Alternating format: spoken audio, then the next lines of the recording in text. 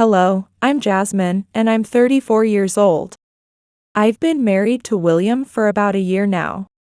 Every day, I sit in front of my laptop, teaching students from all over the world. Everything was going smoothly, but it all changed suddenly. William and I live in the wonderful house my parents left me.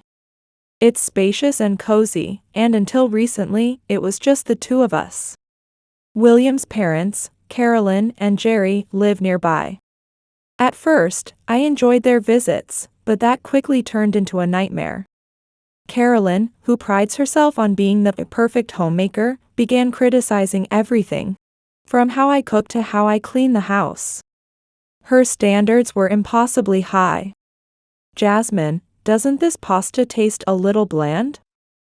Carolyn said, her face twisted like she'd bitten into a lemon. A home needs a woman's touch. It's important to create a perfect household. You want to keep William happy, don't you? I swallowed my retorts many times. Carolyn, I have a job. I can't magically erase the dust between lessons. Once, I tried to explain to her, hoping for some understanding, but she just waved me off dismissively. Ridiculous. You need to prioritize. Your job is to take care of the house and, of course, William. One day, she had the audacity to inspect William's clothes right in front of me. "You let him wear this?"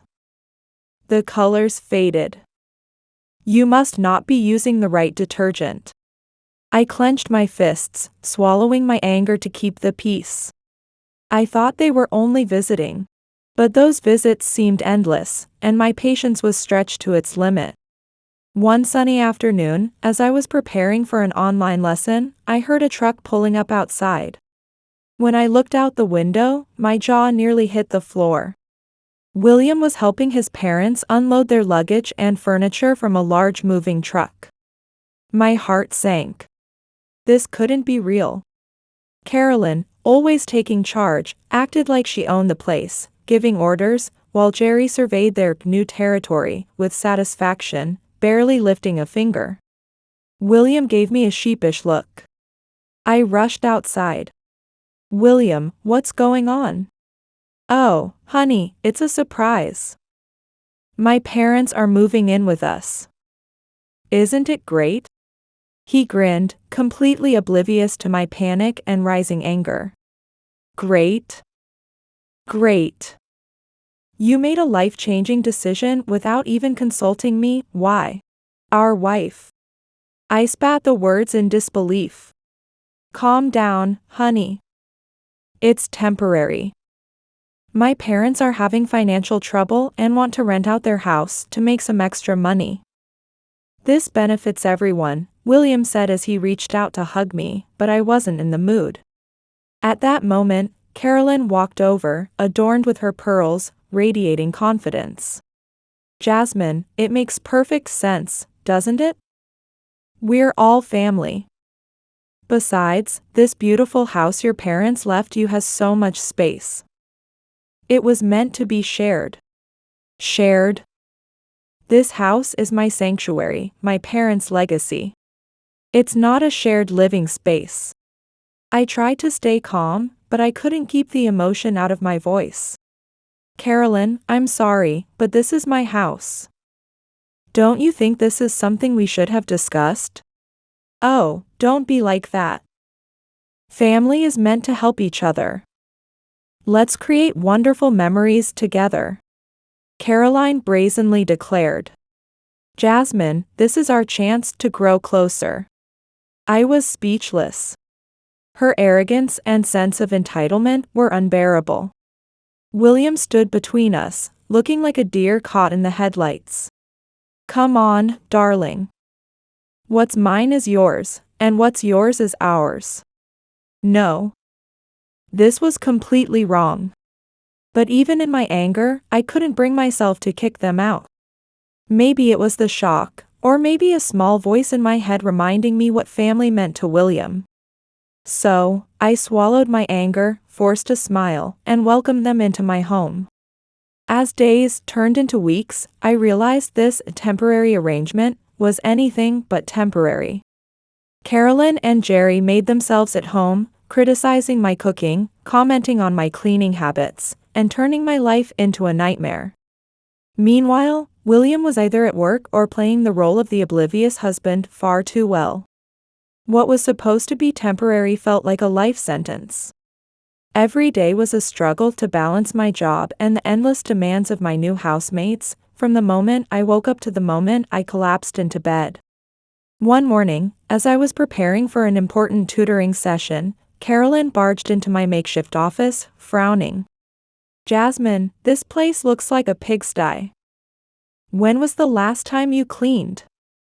And there are still glasses in the sink from yesterday." I clenched my teeth and froze my fingers above the keyboard.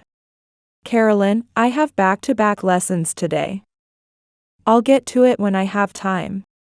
She folded her arms and sighed. "Back in my day, we kept the house spotless while working. It's all about time management." Time management?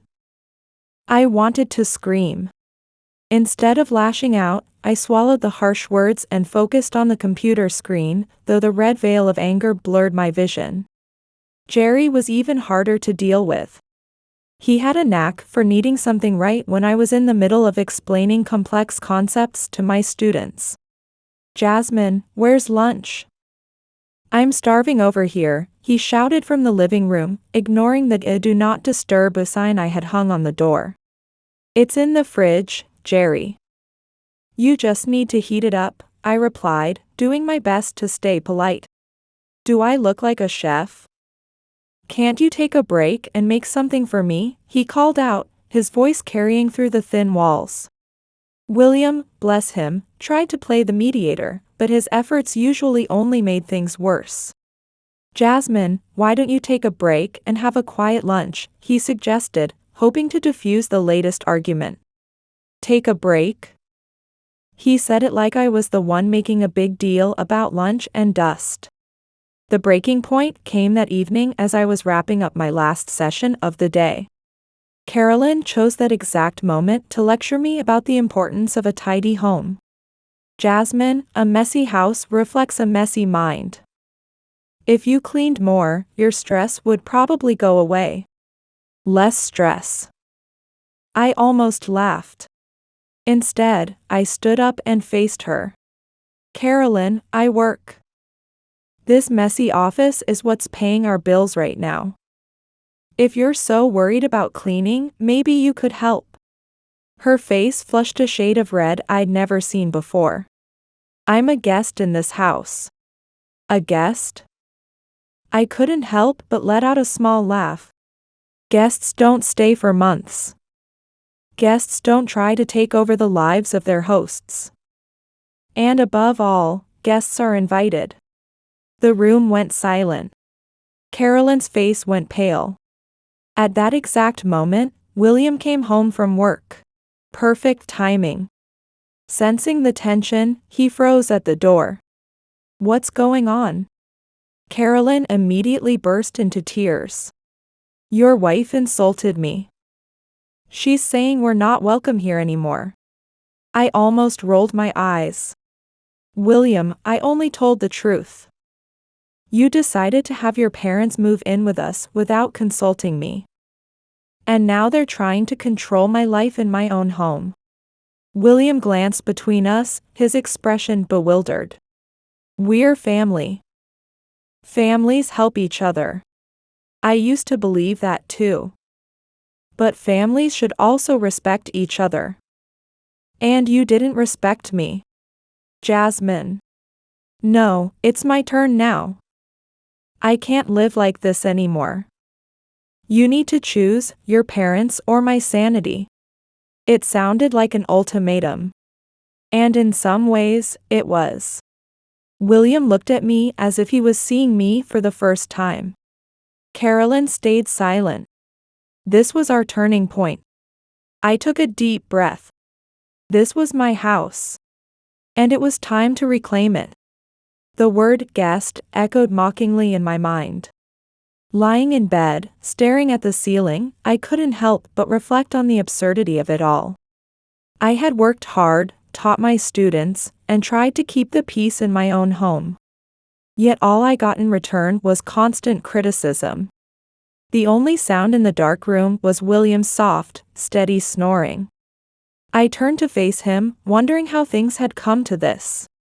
How had we gone from being newlyweds excited about the future to roommates who barely spoke? His parents had driven a wedge between us. 3 months after what felt like the longest invasion of privacy ever, William came home early one day. He looked like he'd lost a fight with a bear. "Jasmine, I got fired," he said abruptly, without even sitting down. His parents weren't home, probably off bothering someone else. He made me promise not to tell them. Wonderful. Just what I needed. Now everything was on me. My online tutoring was no longer just a side gig or a way to afford little luxuries. It had become our lifeline. I threw myself into my work, stretching each day to its absolute limit. Before I knew it, I wasn't just tutoring. I was running an online school. A small part of me was filled with pride, but I kept it to myself. As time passed, life grew more challenging. My earnings alone were no longer enough to make ends meet. Every penny spent felt like a plea for mercy. Finally, I had to talk to Carolyn and Jerry. "I'm sorry, but we need help with the expenses. Could you cover half the rent?" I asked, trying to keep my voice steady. Their reactions were as if I had suggested flying to the moon. "What are you talking about? William's covering everything." "He makes plenty," Jerry scoffed as though swatting away a bad smell. "But," I started to say, only for William's pleading eyes to stop me. He still didn't want his parents to know. Later, he pulled me aside and whispered, "Just a little longer, Jasmine. I'll find something soon, I promise." A promise, huh? Meanwhile, I had to teach, cook, clean, and mediate every argument while forcing a smile. Carolyn and Jerry seemed to treat complaining like an Olympic sport. They barged into my office during calls, demanding attention as if I were hosting afternoon tea instead of running a business. "Jasmine, this is unacceptable. You're always holed up in here. When will you make time for us?" Carolyn demanded one day, arms crossed as I explained algebra to a 15-year-old student. "Carolyn, I'm working. Can't you wait?" I whispered, keeping my tone as low as possible. "No, I can't. We're family." "You're neglecting us," she replied, ignoring the disdain in my voice. Jerry was no different. "When's dinner? We're starving over here." "You're just sitting there, aren't you?" he complained another time, ignoring the piles of documents and textbooks spread around me. "Jerry, I'm in the middle of a lesson." "Dinner will be ready after this," I replied, fraying like a worn-out rope. William was always apologizing. He whispered his gratitude for holding everything together and said, "It'll get better, Jasmine." But better felt like some faraway land we could never reach. As the days turned into weeks, I couldn't stop wondering how much more of this I could endure. One evening, while we were eating dinner, Carolyn pulled out a glossy travel brochure, her eyes sparkling. "Look at this," she said, sliding the brochure toward me. "We're thinking about taking a little vacation." Before I could even process the absurdity of her announcement, she dropped another bombshell. "Oh, and could you give us around $2,000 for spending money?" I stared at her in disbelief, my fork clattering onto my plate. My appetite vanished. $2,000? I repeated, incredulous. "For a vacation?" Jerry nodded, as if they were making the most reasonable request in the world. "Yeah, just for some extra fun. You wouldn't want us to miss out, would you?" The room spun. This wasn't just frustrating. It was insane. It felt like they lived in a fantasy where money grew on trees and I was the gardener. I couldn't hold back anymore. How long do you plan to live off me? I demanded, raising my voice. You don't pay rent or buy groceries, and now you're asking me to fund your vacation? Carolyn and Jerry exchanged stunned glances. They hadn't seen this coming. Well, I assumed William was taking care of everything, Jerry said, feigning innocence. I turned to William, my eyes blazing. And what do you think? Do you think this is okay? William shifted uncomfortably in his chair, muttering something under his breath. That's not all, I continued, my frustration boiling over. You barge into my office, interrupt my work, and show zero respect for my personal space. I've had enough. The room fell into a heavy silence. Finally, William, with a face full of discontent, spoke. Why do you have to talk to my parents like that? They're just trying to enjoy their lives. With the money I work so hard to earn? I replied, letting the weight of my words hang in the air. That's when Carolyn, ever the drama queen, began her performance. She clutched her chest, eyes filling with tears as she lamented my ingratitude. After everything we've done for you. Even after I told William not to divorce you. The room froze. Divorce? I repeated, the word tasting bitter on my tongue. I turned to William. My heart felt like it was climbing into my throat. Is that true? William's face turned from red to pale, guilt written all over it as he avoided my gaze.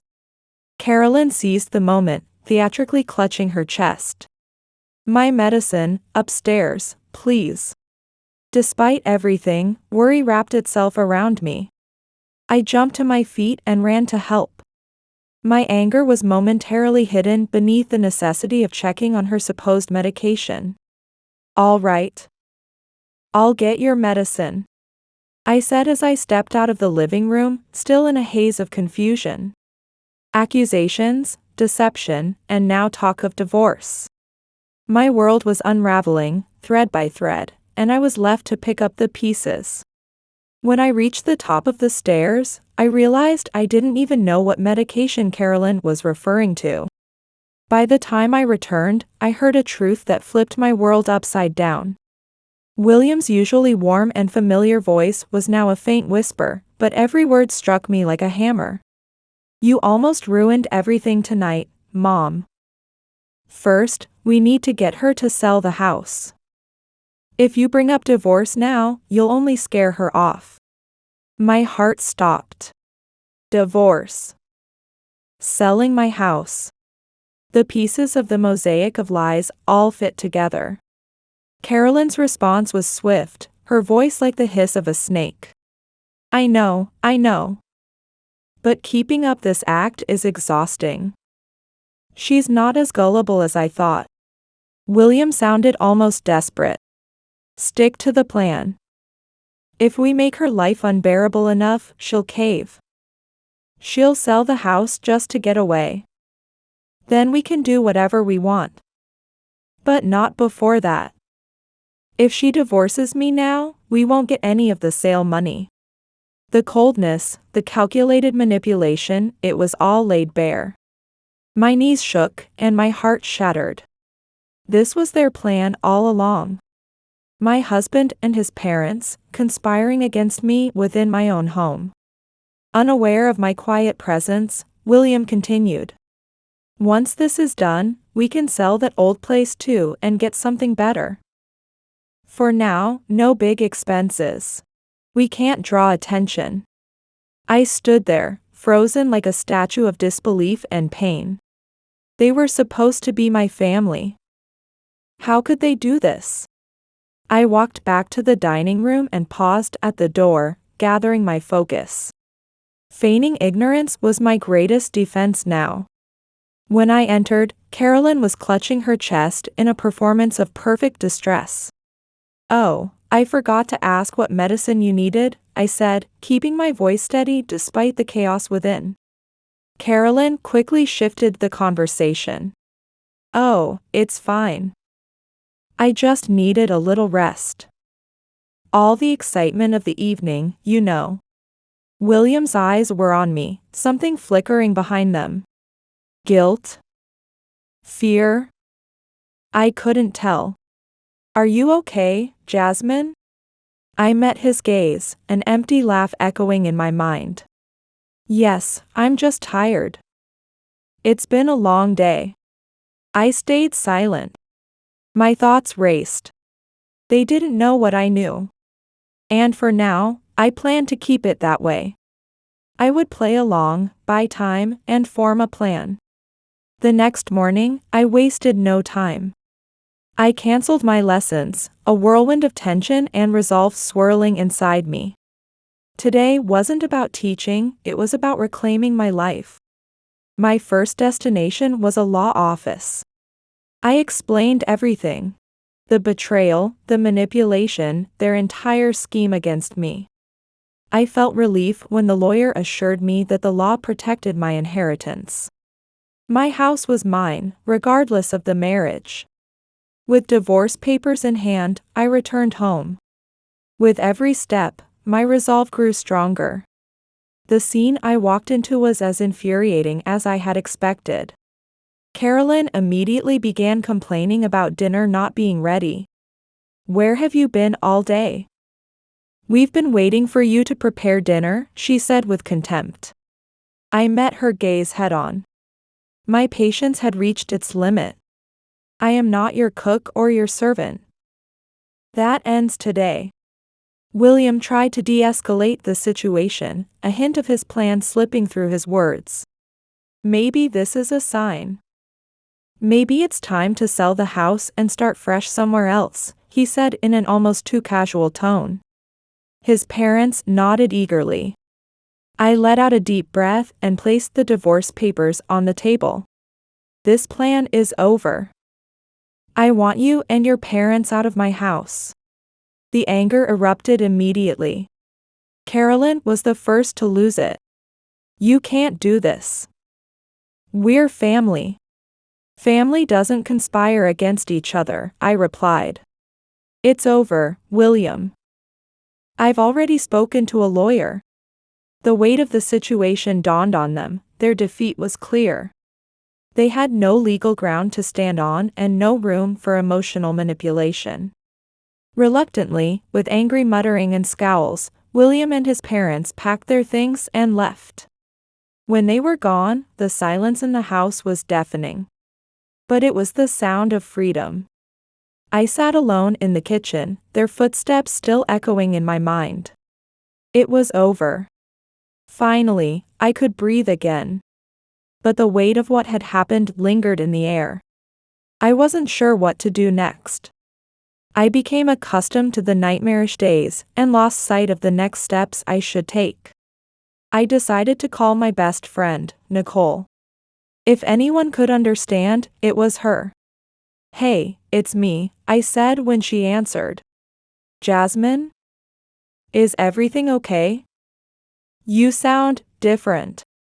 Nicole's voice was filled with concern. I laughed, a strange mixture of relief and disbelief. You won't believe what happened. William and his parents are gone. I kicked them out. What? Nicole practically shouted, her voice laced with shock. What happened? I told her everything. From the overheard conversation to the visit with the lawyer, and finally, the showdown. As I spoke, the reality of my newfound freedom sank in. Wow, Jasmine, I don't know what to say. Are you okay? She asked after a brief pause. Yes, for the first time in a long while, I feel incredible, I admitted, feeling a smile spread across my face. We talked for a while longer, her support lifting my spirits even more. After we hung up, I felt a new sense of purpose. The house felt different, mine again, truly mine. I could do anything I wanted. I could fill it with new memories or redecorate it however I pleased. The next few days were busy. I started small renovations, removing traces of William and his parents from the house. With each box I packed away, I felt lighter, more in control of my own destiny. I poured myself into my online school, devoting all my energy to something that was truly mine. It wasn't just a distraction, it was my lifeline, pulling me out of the murky waters of betrayal and anchoring me on solid ground. My students and my lessons gave me purpose. They gave me a reason to look forward. One evening, as I prepared for an online seminar that had garnered attention from places I'd never dreamed of, my phone rang. The screen flashed Carolyn's name. Curiosity got the better of me, and I answered, ready for whatever was to come. "Jasmine, it's me, Carolyn." "I need your help," she said, her voice filled with a desperation I had never heard before. I hesitated. The memory of her betrayal was still seared into my mind. "What happened?" "Our house, the one we rented out, it caught fire due to an electrical issue." And her voice trailed off. The weight of her words hung between us. "You forgot to pay the insurance, didn't you?" I finished her sentence, a cold satisfaction creeping into my tone. "Yes, that's right. We've been thinking, could we stay with you for a while?" she pleaded, each word more desperate than the last. The audacity of her request left me momentarily speechless. In the end, I found a voice that was colder and more resolute than I had intended. "No, Carolyn. That's not possible. To me, you're strangers now." Later, through our shared network of acquaintances, I learned about William's new reality. He had taken a job far beneath the lifestyle and expectations he once cherished, just enough to keep a roof over his head and cover the bare minimum. Part of me wanted to revel in his downfall. But deeper within, another part of me was simply exhausted. Exhausted from the anger and resentment. It was truly time to move on. That evening, as I sat in my garden watching the sunset, a strange sense of peace washed over me. The past few months had been a whirlwind of change, but I found myself smiling more often these days. My online school had grown beyond my wildest dreams, with students from different time zones eagerly waiting for my lessons. I'd hired 3 assistant teachers to help manage the growing number of students, and we were becoming quite the educational family. Last week, I met someone interesting at a local cafe. A fellow teacher named David who specialized in mathematics. We started collaborating on developing new teaching methods, and I found myself looking forward to our weekly meetings. Yesterday, I received a letter from William's cousin Emma, telling me about how her children missed my teaching. I wrote back immediately, offering to continue tutoring them online. After all, the children shouldn't suffer for their relatives' mistakes. Emma's response brought tears to my eyes. The kids were overjoyed. "They've always said you were their favorite teacher." Sometimes I hear about William and his parents through mutual acquaintances.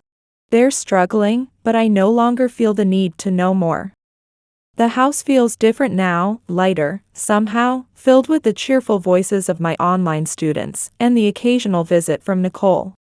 I've turned the spare room into a proper office, complete with professional lighting and a mini library. My own little teaching sanctuary.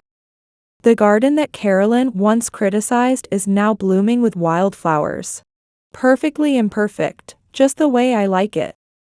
This morning, I received an email from a major educational platform interested in partnering with my online school. As I typed out my response, I couldn't help but remember Carolyn's words about proper priorities.